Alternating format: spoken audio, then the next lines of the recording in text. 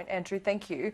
Appreciate it. Let's go live now to the Shadow Finance Minister, James Paterson. James, congratulations on your elevation. Can I just ask you about this defence spending request from the United States as well? During the campaign, you spoke about having that at 3% of GDP, but 3.5% would be billions more. Would you be willing to go that far?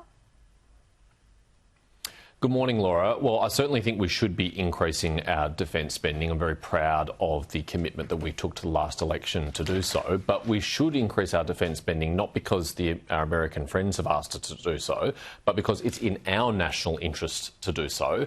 And Australians who are respected on these matters, like former opposition leader and Defence Minister Kim Beazley, former Chief of the Defence Force Sir Angus Houston, and many others have advocated that we do so. Because right now, they don't think, and I think they're right, that we're spending enough to be able to defend ourselves in what is the most dangerous time since the end of World War II, which you'll hear from Richard Marles all the time, but you won't see the action to match it. Well, you're spending $350 billion on AUKUS. That is bipartisan. Why does it have to be, X amount of GDP? Because you and I both know, James, that the waste historically in defence can be legendary. So why not just spend to what you need? Why does it have to be this arbitrary figure and a percentage of GDP?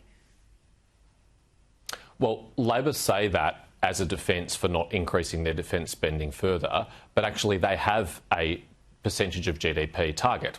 It's 2.33% by the end of the decade. And prior to previous elections, they've said they would match us on our past targets of 2% of GDP.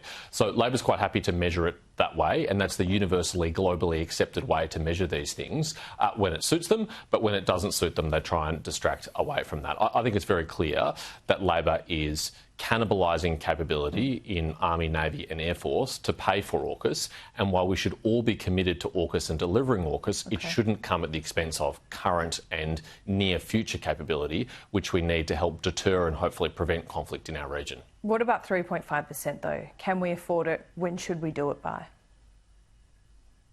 You won't be surprised that 5 days or so into my tenure as Shadow Finance Minister, I'm not going to nominate spending targets like that. We've got 3 years to produce an election policy, and I'll allow our Shadow Minister for Defence, Angus Taylor, to talk more about this today. But we're very proud of the commitment they took to the last election. We think that reckoned with the strategic environment that we face. You can't, on the one hand, say this is the most dire strategic circumstances we've faced since the end of World War II, and then, on the other hand, not actually match that with the investment required to provide the capability we need to defend our country.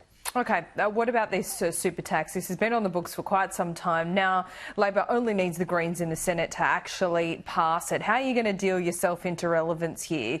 James, can you put a proposal on the table that might be palatable in terms of fairness and the required revenue that it needs to raise to look at the budget pressures? Well, we're going to fight this every step in the way because we think it's wrong in principle. And unless the government was willing to walk away from the two key principles in this bill, which is taxing unrealised gains and failing to index the threshold, then there's no conceivable world in which we could support it. And we're very proud to oppose it because we think it's bad tax law.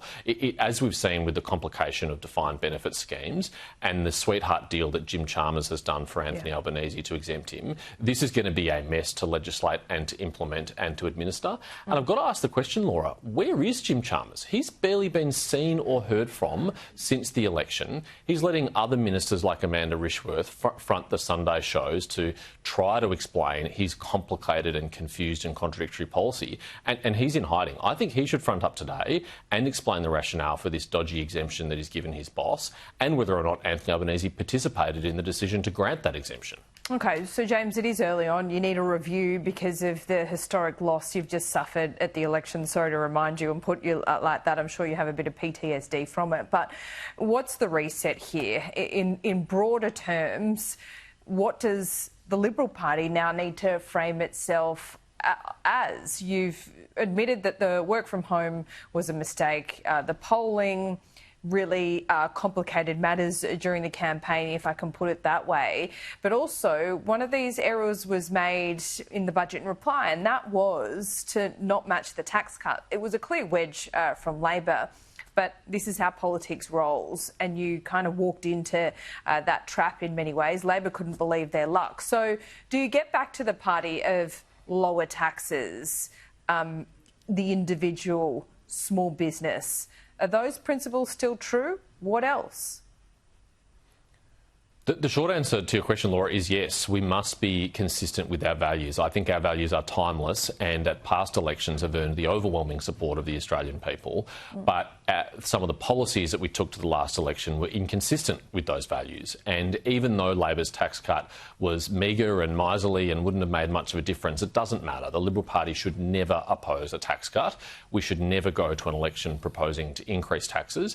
And we should never allow Labor to make the audacious claim that they are the party of lower taxes. That is core of who we are. It is core to our DNA as a Liberal Party and our National Party colleagues as well. And at the next election, we must take a bold, ambitious economic policy that gives people hope for the future, that gives people hope that their lives and their personal circumstances will be better off if they vote Liberal and National, that our country will be stronger and better off. And that's the hard work that I'm going to do with Ted O'Brien and Tim Wilson and Andrew Bragg and our whole economic team. You've kind of got, because of this result, a bit of freedom, if I could put a silver lining on it. Might we finally see an attempt at wide-scale tax reform that looks at some of these inefficient taxes that the Henry Review complained about all those years ago? That was under the Rudd government.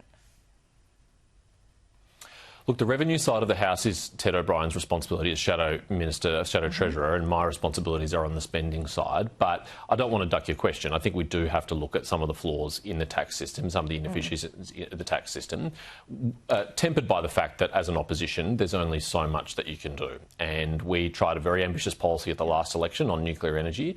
And although I think that was the right decision at the time and the right thing for our country, it did consume an enormous amount of time and energy of the limited resources of the opposition. So we've got to very carefully choose what agenda we can realistically take to the next election from opposition. OK, so is it realistic to re-prosecute nuclear for the next 3 and potentially 6 years?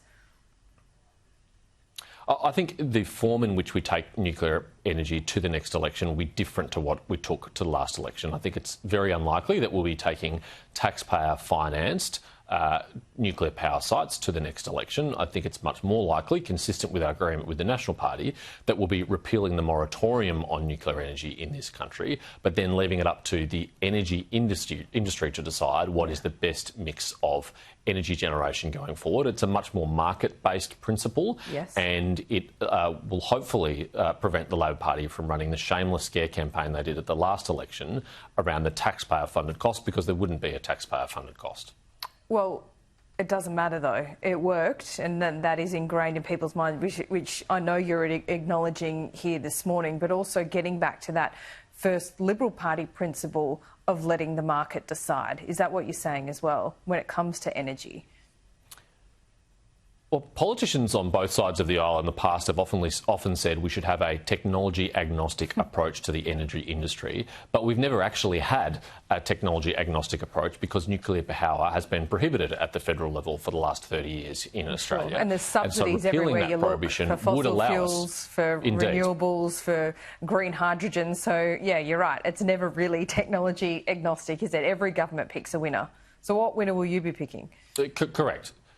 Correct. And the Labor Party's choice of picking winners hasn't worked out very well for energy users, whether they're in business or households who have suffered massive increases in their electricity and gas bills over the last 3 years.